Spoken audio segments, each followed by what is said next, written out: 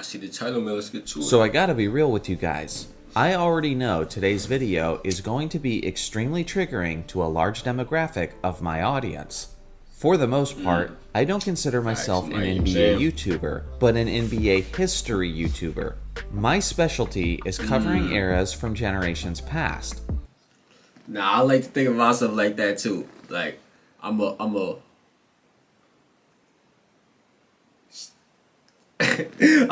hold on, I was trying to think about what I was gonna say. I was gonna say I'm a student of the game, or a student of the studies. Something along the lines of I that, choose to cover these past eras more than the modern era, not because I'm biased towards older basketball, and not because those eras contain some of my favorite players. The reason I do it is because I believe it's the best thing I have to offer. Most YouTubers who cover this sport are much younger than me and haven't been watching the game as long, which naturally means that the modern coverage of the NBA is way more saturated. With each video I upload, I hope that there is something new that the audience can learn from it. If you watch my video and you discover something new and interesting about the game of basketball, then I believe I'm doing my job well. This is why I disproportionately talk about the past generations more. With this being the case, my average viewer tends to be much older than the average basketball viewer. You fellow old heads are the lifeblood of my channel. I am eternally grateful for you guys, because I know for a fact that my channel wouldn't be nearly as successful if it wasn't for you guys consistently tuning in. With that being said, I tried to be as impartial as possible with my basketball opinions. So because of that, I have to risk pissing some of you off today. As the title of this video indicates, I firmly...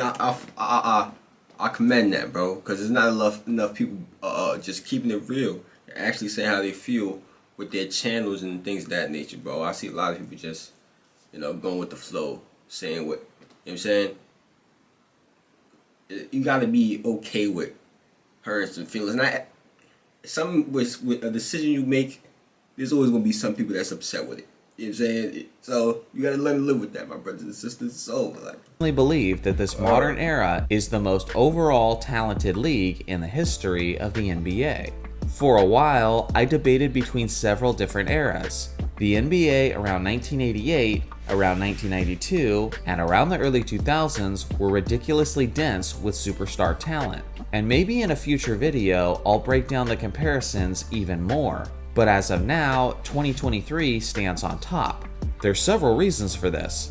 The first major reason is because there's a tremendous amount of talent league-wide with more teams. Throughout the decade of the 1960s, there was usually... This is crazy that this video is coming out now. I was literally just thinking about this. Once I seen that James Harden was just traded to the LA Clippers. You got a super team out in LA. Well, some of you say two. A super team out in LA, the Lakers, you know what I'm saying? Then you got another super team in with the Suns. Like, there's teams out here. There's a lot of talent, bro. There's a lot of superstars out here, bro. I ain't gonna lie, it's crazy. About 8 to 12 teams in the entire league. Although the late 1980s were extremely rich in depth, there was still only 20 to 24 teams in the league. The late 90s of the NBA are often referred to as the expansion era because there were numerous teams being added to the competition during those years. If we're being honest, it took a while for the talent in the league to catch up with the amount of teams it had.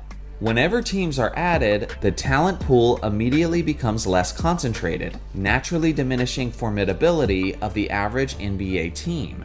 With the league comfortably sitting at 30 teams since the year 2004, there has been plenty of time for the sport to acquire worldwide talent to fit the amount of franchises.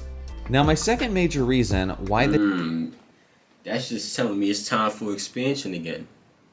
It's about that time we expand again. And I see it coming. I've been hearing a lot about it. It's not the first time somebody has been saying this in recent years. I've been hearing a lot about expansion. And I think it's definitely coming. The amount of teams that are just stacked up with talent and Yeah, bro. They will end up making a few more teams. This is the most talented era ever is because the rest of the world is better at the game of basketball than they've ever been before. And those top tier international players almost all represent the NBA. With guys in the league like Giannis, Luka, Jokic, and Embiid, this is probably the first era in NBA history that the top 5 players in the league were mostly made up of international players.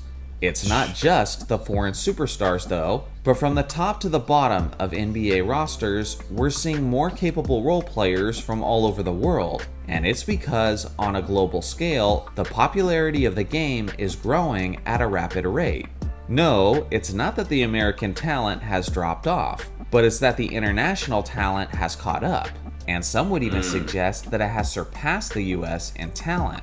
Along with the international talent in the NBA, We hear a lot about this, especially when I was making those takes about the USA basketball and all that. You know, I don't know if overseas is ahead of the US yet. I don't know about just yet. You know, I don't know about just yet. I don't know, man. You saying we hoop all day long out here, man. Like, the Olympic and the FIBA USA teams have been progressively Maybe Hooper too, though. Don't get fucked up. See, finding it harder and harder to win gold medals throughout the decades. Obviously, it would help the red, white, and blues' chances if they always put their best foot forward and send out the A team for these international competitions.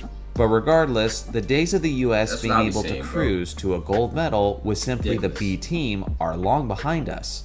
The third reason why this is the most talented era ever is because in reality, there's several different eras packed into it. I'm thinking, yo, bro. These are things I'm thinking, bro. I'm thinking that recently. I'm like, yo, bro, this is crazy. We still got Bron in the league, KD, Steph. You know, all these guys from. You know what I'm saying? From back in the, you know what I'm saying? Like, come on, bro. And they still in the league playing with the young cats. And they still like killing. They still doing their thing. So it's like, wow. There's a lot of talent. That's the realization I was coming to before. And bro was just making it all come full circle. That I wasn't bugging. I'm not bugging. For those of you who are old enough, remember those old Energizer battery commercials where the Energizer Bunny was powered by their batteries up against the generic competitors, and the bunny would always win because it just kept going and going and going? Well, the modern athlete is the Energizer Bunny. This isn't just my opinion, but statistically, this is an objective fact. Of the first round of the 1970 NBA draft, the players selected played for an average of 6.4 years. From the 1980 draft, they played for an average of 7 years. From 1990, they played for an average of 8.4 years, and from the 2000 draft, they played for an average of 9 years. Now obviously, I can't gather the data from a decade later, because many of those players are still playing. But I guarantee you that it will be another significant jump. Not just in the NBA, but in basically every sport, athletes are lasting longer than ever before. You have a guy like LeBron James, who's in his 21st season in the NBA and is still considered by many as a top 10 player. Guys like Steph Curry and Kevin Durant are quickly approaching their late 30s and are considered by many to be top 5 players in the league.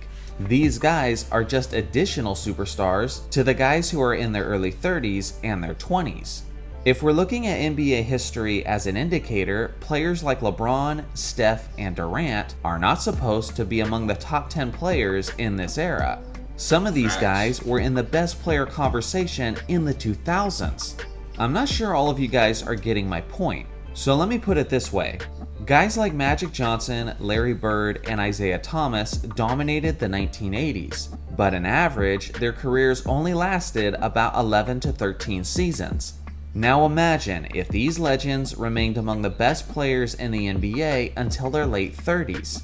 If that was the case, the mid to late 1990s would have been absurdly packed with talent at the top. Envision a league with a prime Michael Jordan, Hakeem Olajuwon, David Robinson, Shaquille O'Neal, Grant Hill, Penny Hardaway, Patrick Oh, Ewing, man. and then you throw in Magic, Bird, and Isaiah pretty damn close to their peaks. If that hypothetical league blows your mind, then you should be Yeah, that's nasty. Like he just put it in, he just give y'all an analogy. You know what I'm saying? begin to understand my gotta point. understand it at that That is point. exactly That's the kind of league we're in today. Now, as far as the reasons for this, those are debatable. Some will give the credit to modern medicine. Some will give the credit to advanced technology and training methods. Some will give credit to the better And it's really a combination of all of them.